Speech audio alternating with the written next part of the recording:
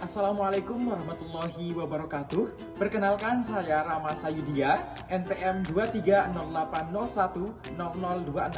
Pada video kali ini, saya akan menjelaskan terkait dengan teori perkembangan Vygotsky dan juga aplikasinya dalam pembelajaran. Lev Vygotsky, ia merupakan seorang psikolog terkenal dari Rusia. Menurutnya, perkembangan adalah suatu proses yang terjadi ketika seseorang berinteraksi sosial.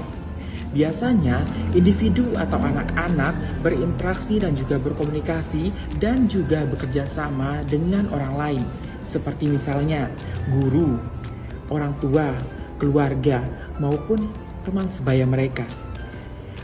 Vygotsky beranggapan juga bahwa budaya serta lingkungan sekitar akan mempengaruhi cara berpikir dan juga cara belajar seseorang.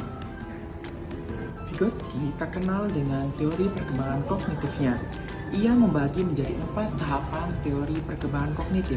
Tahap yang pertama adalah tahap sensori motor.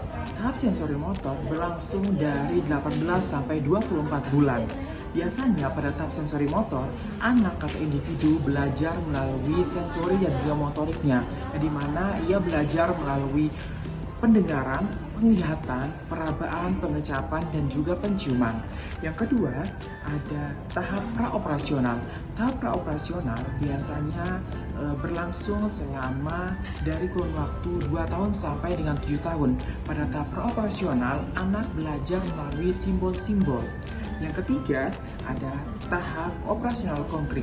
Tahap operasional konkret berlangsung dari usia 7 sampai 11 tahun dan biasanya anak akan belajar melalui pembelajaran yang sudah terstruktur dari pemikirannya. Yang keempat, yang terakhir adalah tahap operasional formal, yang dimana tahap operasional formal ini dari usia 12 tahun sampai seterusnya. Anak biasanya belajar terkait dengan sesuatu yang sudah kompleks dan juga dapat menyelesaikan permasalahan dari tugas-tugasnya. Dalam pembelajaran, Vygotsky mencetuskan beberapa teori. Salah satunya adalah Zone of Proximal Development atau ZPD.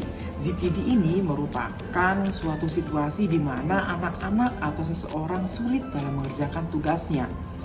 Tetapi, kesulitan tersebut akan diatasi ketika adanya bantuan dari guru, teman sebaya, maupun dari keluarganya. ZPD dibagi menjadi 2. Yang pertama adalah ZPD secara aktual, yang dimana anak akan menyelesaikan tugasnya secara mandiri, dan juga ZPD secara opsional, yang dimana anak akan membutuhkan bantuan ketika akan mengerjakan tugasnya. Bantuan ini dapat didapatkan dari teman sebaya, guru, maupun dari keluarganya yang profesional dalam bidangnya. Berkaitan dengan ZPD, ada yang dinamakan scaffolding. Scaffolding merupakan pemberian bantuan kepada seseorang ketika ia berada di awal tahap pembelajaran. Misalnya, ketika seseorang belajar matematika, maka guru akan memberikan contoh terlebih dahulu kepada siswa agar ia dapat melanjutkan pembelajaran selanjutnya. Vygotsky juga menunjukkan pentingnya bahasa dalam kehidupan manusia. Bahasa adalah alat utama seseorang dalam berpikir, memecahkan masalah, dan juga memahami sesuatu. Bahasa dapat digunakan seseorang dalam mengekspresikan ide dan juga pengetahuan-pengetahuan yang ia miliki. Dalam pendidikan, teori pembelajaran Vygotsky dapat diaplikasikan dalam beberapa hal. 1. Tugas harus sesuai dengan zona perkembangan proksimal. Guru harus memberikan tugas yang menantang, tapi masih dapat diselesaikan oleh anak dengan sedikit bantuan darinya. Contohnya, guru memberikan soal matematika yang sulit, tetapi memberikan petunjuk langkah-langkah penyelesaiannya kepada siswa. Kedua, bantuan bertahap atau scaffolding. Guru membantu siswa memahami konsep baru dengan memberikan arahan, penjelasan, ataupun contoh. Bantuan ini dikurangi secara bertahap sesuai kemajuan dari siswa. Contohnya adalah ketika guru membantu siswa menulis paragraf pertama, lalu siswa akan melanjutkan dengan menulis paragraf selanjutnya. 3. Belajar kelompok. Pembelajaran kolaboratif memungkinkan siswa untuk saling membantu dan belajar dari teman sebayanya. Contohnya adalah ketika dalam diskusi kelompok, siswa bekerja sama dengan menyelesaikan masalah dalam kelompok tersebut yang diberikan oleh gurunya. 4. Penggunaan bahasa. Guru harus mendorong siswa untuk berbicara, berdiskusi, dan menjelaskan ide mereka agar lebih memahami materi yang telah disampaikan. Contohnya adalah ketika guru meminta siswa menjelaskan langkah-langkah eksperimen kepada teman-temannya sehingga dapat dimengerti oleh semua temannya.